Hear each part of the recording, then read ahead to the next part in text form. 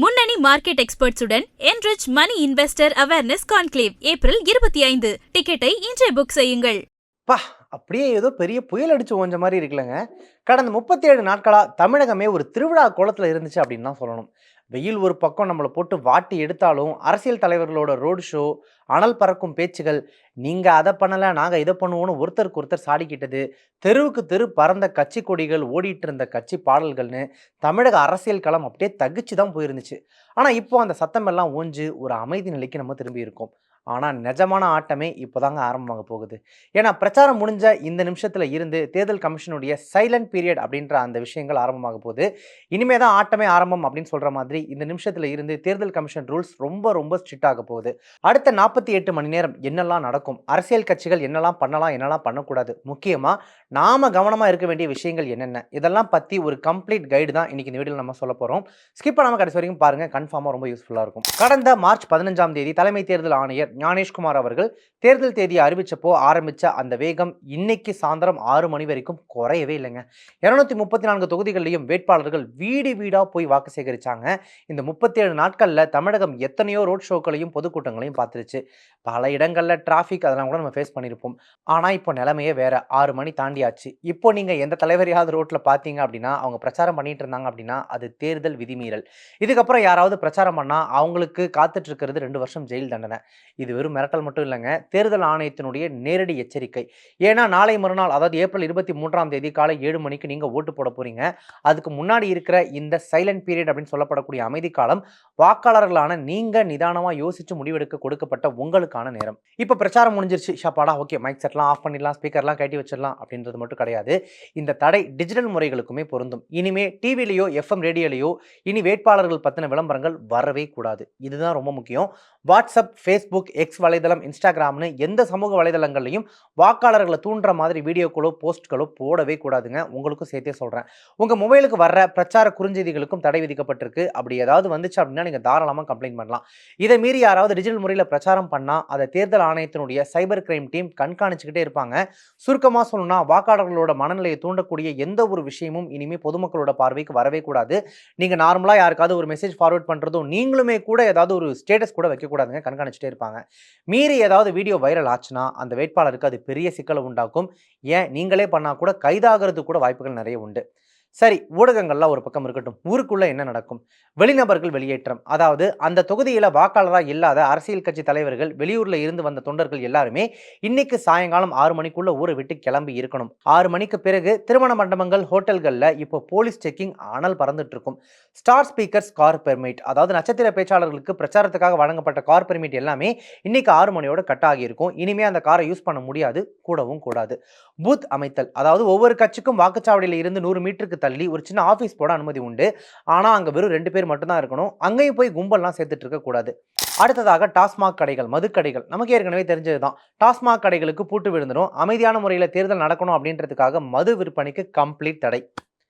அடுத்து ரொம்ப ரொம்ப முக்கியமான ஒரு விஷயம், வேட்பாளர்களோ அல்லது அவங்க ஏஜென்ட்டுகளோ உங்களை ஓட்டு போடுறதுக்கு கூட்டிட்டு போக கார் இல்லை வேன் அனுப்புனாங்க அப்படின்னா அவங்க உங்களுக்கு ஹெல்ப் பண்ணுறேன்னு சொல்லி கூட அதை பண்ணலாம். ஆனால் அது சட்டப்படி தப்பு. நீங்களும் கேஷுவலாக அப்படிப்பட்ட வாகனங்கள் ஏறி போயிடாதீங்க. அது தண்டனைக்குரிய குற்றமாகவும் பார்க்கப்படுது. இது வரைக்கும் நடந்த கருத்து கணிப்புகள், யார் ஜெயிப்பாங்க யார் தோப்பாங்க அப்படின்றதெல்லாம் ஓகே. ஆனால் இப்போ 6 மணியை தாண்டிட்டோம். இதுக்கப்புறமா அந்த எக்ஸிட் போல் யார் ஜெயிப்பான்னு இப்போவே ரிசல்ட்டை சொல்றதுக்கும் தடை இருக்கு. எல்லா தொகுதியிலையுமே ஓட்டுப்பதிவு முடிஞ்ச பிறகு தான் இனிமேல் இதை பற்றி பேசவே முடியும். இப்போதைக்கு மக்களாகிய நீங்க மட்டும்தான் ராஜா. நாளைக்கு ஒரு நாள் கேப் இருக்கு. பொறுமையா யோசிங்க, யாருக்கு ஓட்டு போடணும் அப்படின்றதுக்கு ஒரு தீர்க்கமான முடிவை நீங்க எடுங்க.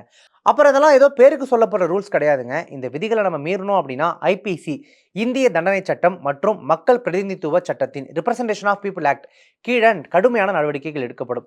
குறிப்பா பிரச்சாரம் ஓய்ந்ததுக்கு அப்புறமா விதிகளை மீறின வேட்பாளர்கள் மேல எலெக்ஷன் அஃபென்ஸ் பதிவு செய்யப்பட்டா அவங்க தேர்தலிலேயே ஜெயிச்சாலும் கூட அந்த வெற்றி செல்லாதுன்னு அறிவிக்கப்படுறதுக்கான வாய்ப்புகள் கூட நிறைய இருக்கு.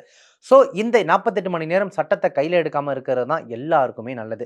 என்னென்ன தவறுகள் செய்யக்கூடாது, செஞ்சா என்ன மாதிரியான தண்டனைகள் நமக்காக காத்துட்டு இருக்குன்னு சட்டவாரியா டீட்டெயிலாக சொல்றேன், ப்ராப்பரா தெரிஞ்சுக்கோங்க. பிரச்சார தடையை மீறணும் அப்படின்னா செக்ஷன் 126, வாக்குப்பதிவு முடிவதற்கு 48 மணி நேரத்திற்கு முன்பாக, அதாவது சைலண்ட் பீரியட், பொதுக்கூட்டம் நடத்தினாலோ பிரச்சாரம் செய்தாலோ தண்டனை 2 ஆண்டுகள் சிறை அல்லது அபராதம் இரண்டுமே விதிக்கப்படும்.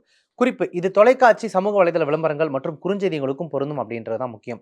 இரண்டாவது, வாக்காளர்களுக்கு லஞ்சம் கொடுத்தல். Section 171B and 171E. வாக்காளர்களுக்கு பணம், பரிசு பொருட்கள் அல்லது மது விநியோகம் செய்தல். இதற்கான தண்டனை அப்படின்னு பார்த்தீங்கன்னா, இது ஒரு கடுமையான குற்றம். இதற்கு 1 ஆண்டு சிறை தண்டனை அல்லது அபராதம் அல்லது இரண்டுமே தண்டனையாக கிடைக்கும். மூன்றாவது, வாக்காளர்களை மிரட்டுதல். Section 171C and 171F. ஒரு குறிப்பிட்ட வேட்பாளருக்கு ஓட்டு போடும்படி வாக்காளர்களை வற்புறுத்துதல் அல்லது மிரட்டுதல். இதற்கான தண்டனை அப்படின்னு பார்த்தீங்கன்னா, 1 ஆண்டு சிறை தண்டனை அல்லது அபராதம். ரெண்டுல ஏதாவது ஒன்று இருக்கும். நான்காவது, ஆள்மாறாட்டம் செய்தல்.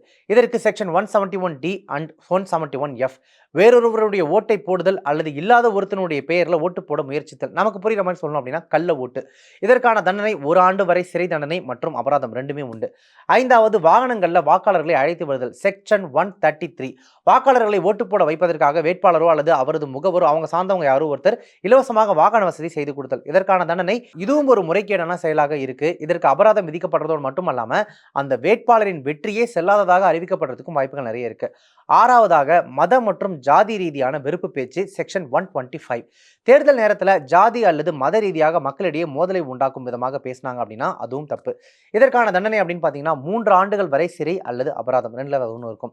ஏழாவது, வாக்குச்சாவடிக்கு பக்கத்தில் நின்றுகிட்டு பிரச்சாரம் செய்தல். செக்ஷன் 130. வாக்குப்பதிவு நாளன்று, அதாவது எலெக்ஷன் நாளன்னைக்கு வாக்குச்சாவடியில் இருந்து 100 மீட்டர் சுற்றளவிற்குள்ள வாக்கு சேகரிப்பில் ஈடுபட்டாங்க அப்படின்னா அதற்கு தண்டனை ரூபாய் 250 வரை அபராதம் மற்றும் உடனடி கைது நடவடிக்கை இதெல்லாம் உண்டு. நாளை மறுநாள் ஏப்ரல் 23 உங்களுடைய விரல்ல அந்த நீலமை பதிய போற நாள். ஜனநாயகம் கொடுத்திருக்கக்கூடிய ஒரு மிகப்பெரிய ஆயுதம் உங்களோட ஓட்டு. அதை சரியா பயன்படுத்துங்க. 234 தொகுதிகளுக்கும் சேர்த்து ஒரே கட்டமா நாளை மறுநாள் தேர்தல் நடக்குது. மே 4ஆம் தேதி ரிசல்ட். இந்த இடைப்பட்ட 48 மணி நேரம் ஜனநாயகத்தோட ரொம்ப ரொம்ப முக்கியமான நேரம். உங்களை சுத்தி ஏதாவது விதிமீறல்கள் நடந்தாலோ இல்ல யாராவது காசு கொடுக்க முன் வந்தாலோ பயப்படாம CVIGIL சிவிஜில் அப்படின்ற கவர்மெண்ட் ஆப் மூலமா புகார் கொடுங்க. இல்லனா 1950 அப்படிங்கிற அந்த ஃப்ரீ டோல் நம்பருக்கு கூப்பிட்டு தாராளமா கம்ப்ளைண்ட் பண்ணுங்க. உங்க ஓட்டு உங்க உரிமை, அதை சரியா பயன்படுத்துங்க. 100% வாக்குப்பதிவை நோக்கி நம்ம போவோம். இந்த வீடியோ உங்களுக்கு பிடிச்சிருந்துச்சு அப்படின்னா லைக் பண்ணுங்க. உங்க ஃப்ரெண்ட்ஸ்க்கும் மறக்காம ஷேர் பண்ணுங்க. முக்கியமா தேர்தல் விதிகளை நீங்களும் புரிஞ்சுக்கோங்க, மற்றவங்களுக்கு புரிய வைங்க. எதனாலையும் யாராலையும் இன்ஃப்ளூயன்ஸ் ஆகாம உங்களுடைய தனிப்பட்ட முறையில் எது சரி எது தப்பு அப்படின்றத நீங்க யோசிச்சு சரியானவங்களுக்கு வாக்களிச்சு சரியான ஆட்சி அமைய வழிவகுத்துக்கோங்க. ஸோ தேர்தல் நாள் நெருங்கிட்டு இருக்கு, எல்லாருமே அதுக்கு தயாரா இருங்க அப்படின்னு சொல்லிட்டு இதே மாதிரியான அடுத்தடுத்த அப்டேட்டுகளை தொடர்ச்சியாக தெரிஞ்சுக்கிறதுக்கு நம்ம சேனலை மறக்காம சப்ஸ்கிரைப் பண்ணிட்டு போய் ஃபாலோ பண்ணிக்கோங்க. Subscribe to One India and never miss an update.